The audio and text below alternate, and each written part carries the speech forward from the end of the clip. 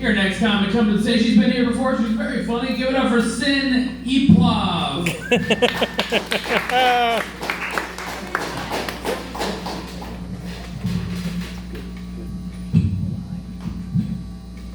Oh my goodness, welcome. Hi, Yay. Welcome to Memorial Day weekend, and more importantly, welcome to my midlife crisis. Is anyone here over the age of 40? Can I hear from you? Yay! For those of you who are how about under the age of 40? Okay, so I'm going to provide some cautionary guidance to those of you who are not yet living one cat allergy short of being a classic spinster. I didn't see the signs coming. I should have. So I'm gonna walk you through the evidence I in fact hit middle age. Point one, I bought Birkenstocks.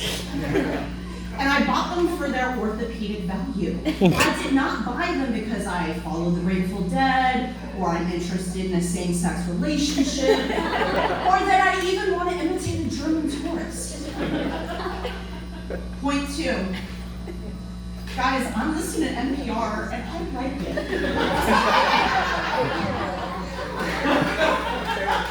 it. Point three, I can no longer eat cream-based soups.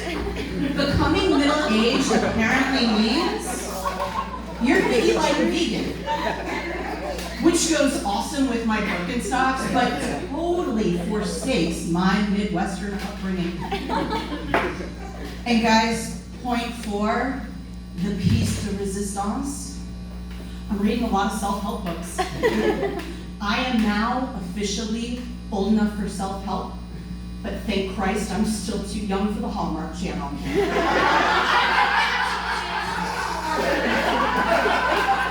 Oh my. It may be too late for someone to hear. So maybe you agree with me, the more self-help books I read, especially about the pursuit of happiness, the angrier I get.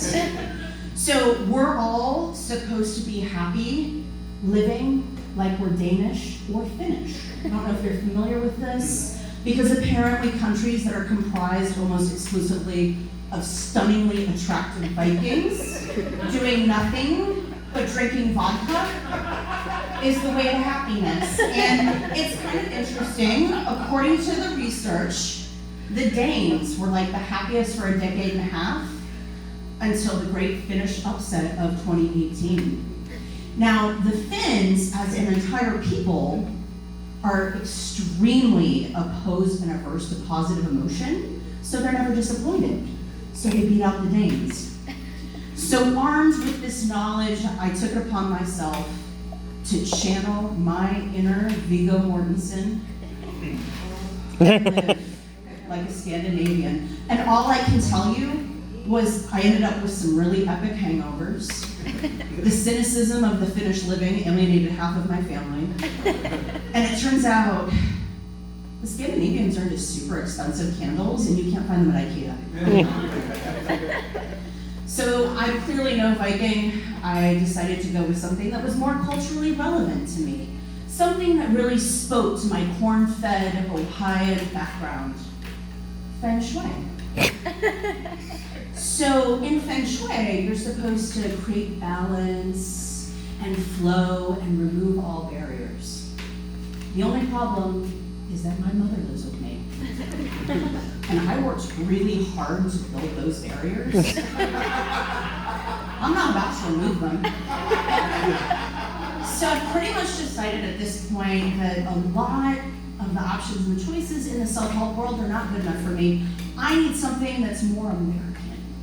So I think what I'm gonna do, and I'll pitch you guys, I've got two book ideas. One will be How to Live Happy Like a Midwesterner by tipping cows, eating fried cheeseburgers, and having the joy of buying booze from the comfort of your own car at the brew barn. If that concept doesn't grab you, we've got another alternative, which is How to Live Happy Like a Floridian. Does everyone here live happy like a Floridian? Yes? No? Yes. Does everyone know the key to living like a happy Floridian? All right, I'm gonna fill you in. The key is aggressively nautical and tropical themed interior design. Now, you may not prefer the tropical theme. You may go dolphins, you may go seashells, pelicans are very popular. Flamingos are a personal favorite of mine. However, I'm gonna encourage you all to refrain from going down the mermaid path. Is everyone familiar with this whole mermaid thing that's going on? I was not familiar with it, and then suddenly I received a coaster. And on the coaster, it said, always be yourself, unless you can be a mermaid.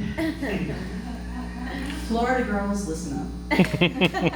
Just because the only time you see a man smile on his own online profile is when he's staring at a fish does not give you license to start buying home goods emblazoned with this aspiration. It's ridiculous. Am I the only person who saw Disney's Little Mermaid?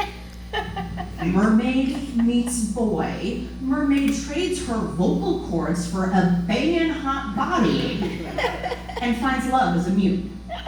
So effectively, you need an extreme body makeover. You have to be completely submissive, and life is harder for redheads. Okay, so maybe it is a little bit more relevant here in Florida for dating, but the only redeeming character is a crab. He offers counsel, he gives advice, and all I can say about that is that, you know what? Every girl should pay close attention to crabs in her relationship. Now, for those of you mermaid wannabes, I just want to highlight a couple things. Being associated with a fish is not necessarily awesome. Something's fishy, fish belly white. I mean, look at how hard tapioca worked to become disassociated with fish eggs. Ultimately, if you feel the need to don a coconut bra and sing the soundtrack to Little Mermaid, by all means, proceed. But just understand, I'm gonna ask you about your crabs. That's all for me, mate.